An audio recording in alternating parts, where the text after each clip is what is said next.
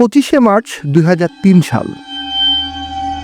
গোটা বাংলাদেশ যখন তাদের স্বাধীনতার 32 বছর উদযাপনের প্রস্তুতি নিচ্ছে, তখন কলকাতায় ভারতের একদল উগ্রবাদী হিন্দু সম্প্রদায় ঘোষণা দিল বাংলাদেশের ভূমি থেকে একটি অংশ তারা আলাদা করে নেবে এবং নতুন একটি দেশ অর্থাৎ নতুন একটি হিন্দু রাষ্ট্র গঠন করবে তারা। তার নাম হবে বঙ্গভূমি। ঘোষণাটি কিন্তু যেন তেনভাবে দেননি তারা, রীতিমতো সাংবাদিক ডেকে প্রেস কনফারেন্স করে ঘোষণাটি দেয়া হলো।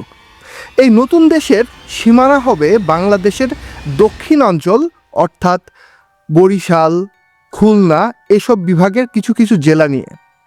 সাংবাদিক সম্মেলনে তারা এমনকি তাদের সেই দেশের সরকার, মুদ্রা, এমনকি জাতীয় পতাকা কেমন দেখতে হবে তারও বিস্তারিত বর্ণনা এবং ডিজাইন সেদিন সাংবাদিকদের তারা দেখিয়েছিলেন।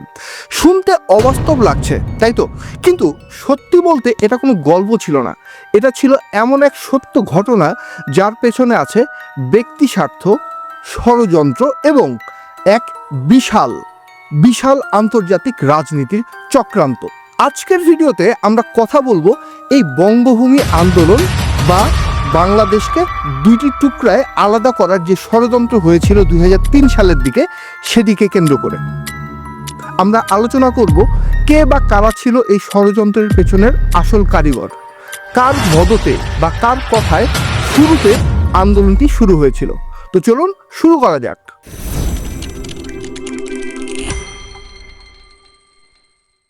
আমরা যখন বাংলাদেশের মানচিত্র দেখি তখন শুধু একটি ভূখণ্ড দেখি না, আমরা দেখি 18 কোটি মানুষের রক্ত, ত্যাগ আর ইতিহাস। আচ্ছা, কল্পনা করুন তো, আপনি একদিন সকালে ঘুম থেকে উঠলেন, ফেসবুক অথবা পত্রিকা হাতে প্রথমেই যে বিষয়টি খেয়াল করলেন সেটি হচ্ছে বাংলাদেশের যে মানচিত্র আছে সেটি একদিনের মধ্যে বদলে গেছে। আপনার চেনা খুলনা, সাতক্ষীরা, বাগেরহাট, কুষ্টিয়া বা যশোর এই জেলাগুলো আর বাংলাদেশের মানচিত্রে নেই। সেখানে উঠছে ভিনদেশি অচেনা এক পতাকা, গাওয়া হচ্ছে এক বিজাতীয় বা ডিফারেন্ট জাতীয় সঙ্গীত। কি শুনতে অবাস্তব লাগছে, কিন্তু এই অবাস্তব কল্পনাকেই বাস্তব বানানোর চেষ্টা হয়েছিল আজ থেকে মাত্র 2 দশক আগেও। ঘটনাটা 2003 সালের 25শে মার্চ, যখন পুরো বাংলাদেশ স্বাধীনতার 32 বছর পালনের প্রস্তুতি নিচ্ছে। ঠিক তখন ওপারে কলকাতায় প্রেস ক্লাবে এক অদ্ভুত ঘটনা ঘটলো। একদল মানুষ ক্যামেরার সামনে দাঁড়িয়ে ঘোষণা করলো তারা নাকি বাংলাদেশের 6টি জেলা নিয়ে একটি নতুন দেশ গঠন করেছে, যার নাম তারা দিয়েছে বঙ্গভূমি। এই ঘোষণা কোনো ফেসবুক পোস্ট কিন্তু শুধু ছিল না বা কোনো আবেগী বক্তব্যও ছিল না, তার রীতিমতো তাদের এই বঙ্গভূমি নামক যে দেশটি সেটির কারেন্সি বা মুদ্রার নমুনা দেখালো সাংবাদিকদের, এমনকি তারা তাদের দেশের মন্ত্রী কারা হবে সেই লিস্টটিও সাংবাদিকদের দেখালো, যেটাকে আন্তর্জাতিক পরিভাষায় বলে প্যারালাল গভর্নমেন্ট বা সমান্তরাল সরকার। তারা সেদিন সরাসরি বাংলাদেশের সার্বভৌমত্বকে চ্যালেঞ্জ করে বসেছিল। দেখুন, দাবি দাওয়া, ছাগলামি, পাগলামি ইত্যাদি যে কেউই আসলে করতে পারে। আমরাও এখনও চাইলে একটা কিছু লিখে দিলাম যে ভারতকে আমরা আলাদা করে দিলাম, 7 সিস্টার্সকে আলাদা করে দিলাম, এসব বলে তো আসলে আমি একজন ব্যক্তি, আমি ফেসবুকে লিখতে পারি। কিন্তু যখন অন্য একটি দেশে বসে অন্য একটি দেশের সাংবাদিকদেরকে ডেকে প্রেস কনফারেন্স করে একেবারে লিটারেলি অফিসিয়ালি বলা হয়, তখন কিন্তু একটা উদ্বেগ বা একটা শঙ্কার জায়গা কিন্তু আমাদের মনে আসলেও আসে। এবং তখন এই ইস্যুটি শুধুমাত্র নিছক একটা দুষ্টামির ছলে করা কোনো একটা দুষ্টামি বা ইস্যু আর থাকে না, তখন সেটা আসলে কিন্তু পাবলিক হয়ে যায় এবং আমরা তখন জিওপলিটিক্যাল যে গেমগুলো আছে সেগুলোর প্রতি আমরা তখন খুব বেশি খুব বেশি ইম্পর্টেন্স দেই এবং তখন আমরা ইস্যুটিকে আরও গুরুত্বের সাথে দেখি। তো চলুন শুরুতে ক্লিয়ার করে নিই যে এই বঙ্গভূমি যেটা বলা হচ্ছে সেটি আসলে কি ছিল। এক কথায় বলতে গেলে বঙ্গভূমি ছিল বাংলাদেশের প্রায় 1/3 ভূখণ্ডকে আলাদা করে নেওয়ার এক হিন্দুত্ববাদী ষড়যন্ত্র, যেটার উত্থান হয়েছিল ইন্ডিয়ার কলকাতাতে। তাদের দাবি অনুযায়ী এই কাল্পনিক রাষ্ট্রের সীমানার মধ্যে পড়ত খুলনা, যশোর, সাতক্ষীরা, বাগেরহাট, বরিশাল এবং কুষ্টিয়া জেলা। এই অঞ্চলগুলোকে নিয়ে তারা গঠন করতে চেয়েছিল একটি তথাকথিত হিন্দু প্রজাতন্ত্র। তাদের মূল যুক্তি ছিল 1947 সালে সিরিল রেডক্লিফ যখন ভারত ও পাকিস্তানের সীমানা নির্ধারণ করেন তখন তিনি ভুল করেছিলেন। তারা মনে করে বাংলাদেশের এই 6টি জেলা হিন্দু সংখ্যাগরিষ্ঠ ছিল, তাই এগুলো ভারতের পাওয়া উচিত ছিল সেই সময়ে। এই ধারণা থেকেই তারা মূলত তৈরি করতে চেয়েছিল একটি হিন্দু রিপাবলিক কান্ট্রি।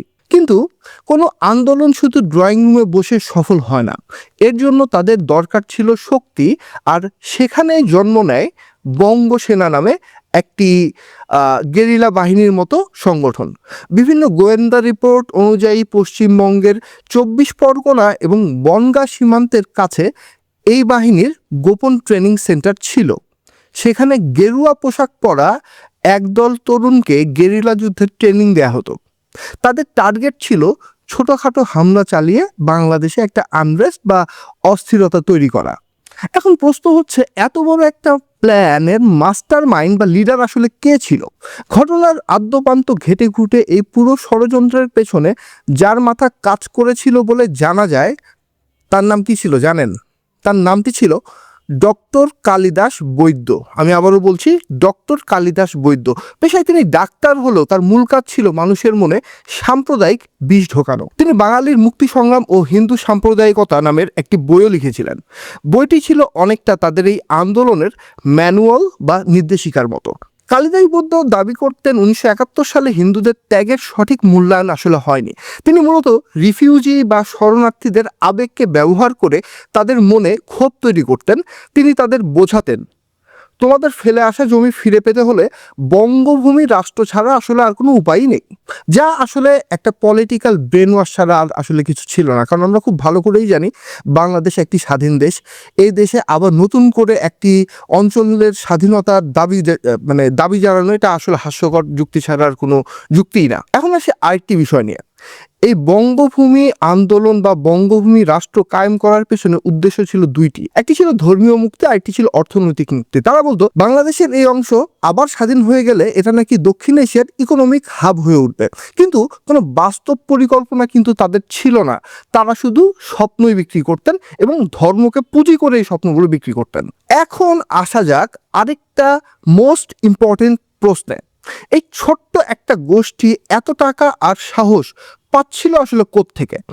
বিশ্লেষকদের মতে এর পেছনে ছিল জিওপলিটিক্স বা ভূ রাজনীতি। অনেক ডিফেন্স ফোর্স অ্যানালিস্ট মনে করেন ভারতের তৎকালীন কিছু লবিস্ট বা গোয়েন্দা সংস্থা বাংলাদেশকে চাপে রাখতে এই জাতীয় গোষ্ঠীকে কার্ড হিসেবে ব্যবহার করতেন। তৎকালীন বিডিআর বা এখনকার যেটার নাম বিজিবি প্রধানরা বারবার ভারতের কাছে এই ট্রেনিং ক্যাম্পগুলো বন্ধের দাবি জানিয়েছিলেন। তবে শুধু ভারত কিন্তু একা নয়, এর শিকড় ছড়িয়েছিল সুদূর আমেরিকা পর্যন্ত।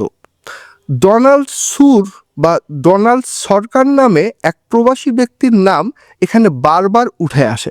তিনি বিদেশে বসে বাংলাদেশের বিরুদ্ধে নানা রকম প্রোপাগান্ডা সবসময় ছড়াতেন এবং কোটি কোটি টাকা ফান্ড জোগাড় করতেন। এই ডোনাল্ড সরকারের একমাত্র উদ্দেশ্য ছিল বাংলাদেশকে বিশ্বের দরবারে দেখানো যে এখানে সংখ্যালঘু নির্যাতন সব থেকে বেশি হচ্ছে।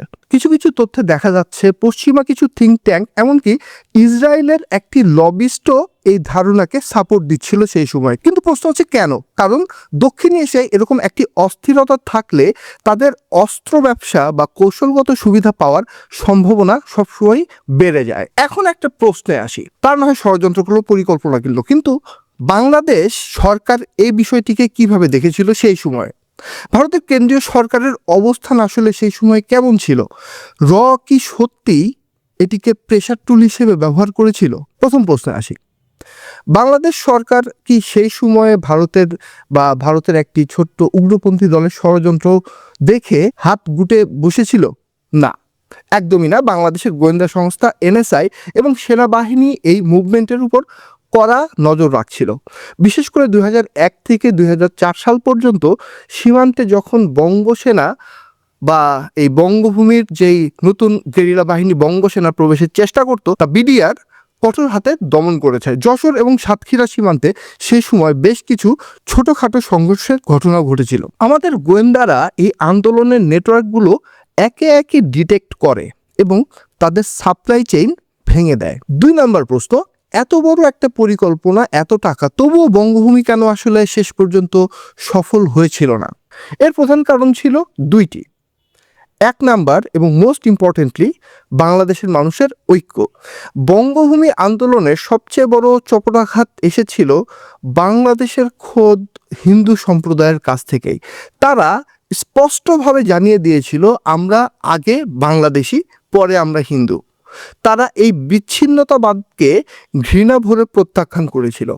কোনো বাইরের শক্তি যখন ভেতর থেকে সাপোর্ট পায় না, তখন সেই আন্দোলন আসলে আর টিকতে পারে না।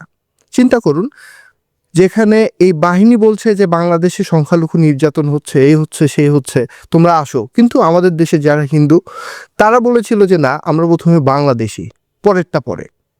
দুই নাম্বার যে কারণটা ছিল সেটি হচ্ছে ভারতের অফিসিয়াল অবস্থান। ভারতের ভেতরে থাকা উগ্রবাদী কিছু লবি সাপোর্ট দিলেও ভারত সরকার আনুষ্ঠানিকভাবে কখনোই একটি সার্বভৌম দেশের ভূখণ্ড কেড়ে নেওয়ার মতো আত্মঘাতী সিদ্ধান্ত নিতে চায়নি সেই সময়। এতে আন্তর্জাতিকভাবে ভারতের ভাবমূর্তি নষ্ট হওয়ারও কিন্তু ভয় ছিল। আজ বন্দুক নেই, কিন্তু আছে ফেসবুক, ইউটিউব বা টুইটার বা এক্সের মতো প্ল্যাটফর্ম। বীরবঙ্গ বা বঙ্গভূমি নামে অসংখ্য ফেক অ্যাকাউন্ট আজও ভুয়া ইতিহাস ছড়াচ্ছে সোশ্যাল মিডিয়া বা বিভিন্ন প্ল্যাটফর্মে। বলতে গেলে এটাই মডার্ন সাইবার ইনসার্জেন্সি। কিন্তু এত সব ঘটনার মধ্যে সবচেয়ে গুরুত্বপূর্ণ বিষয় হলো বাংলাদেশের হিন্দু সম্প্রদায় এই আন্দোলনকে প্রত্যাখ্যান করেছিল। তাদের একটাই কথা ছিল, আমরা সবাই বাঙালি, আমরা সবাই বাংলাদেশি। এই ঐক্যই কিন্তু কালিদাস বৈদ্যর মতো যারা ছিল তাদের স্বপ্ন ভেঙে দিয়েছিল সেই সময়। আন্তর্জাতিক আইন কোনো রাষ্ট্রের ভিতরে আরেকটি রাষ্ট্র ঘোষণার অনুমোদন করে না, কিন্তু বর্তমান সামরিক শক্তি ও বৈশ্বিক বাস্তবতায় বঙ্গভূমি ছিল আসলে সেই সময়ের একটা ডে ড্রিম। বাংলাদেশ এক ছিল, এক আছে এবং এক থাকবে। এবং এই মানচিত্র ভাঙার চেষ্টা ইতিহাসের ধুলোমাখা ফাইলেই শুধু পড়ে থাকবে। Truth matters, sovereignty matters. Bangladesh জিন্দাবাদ।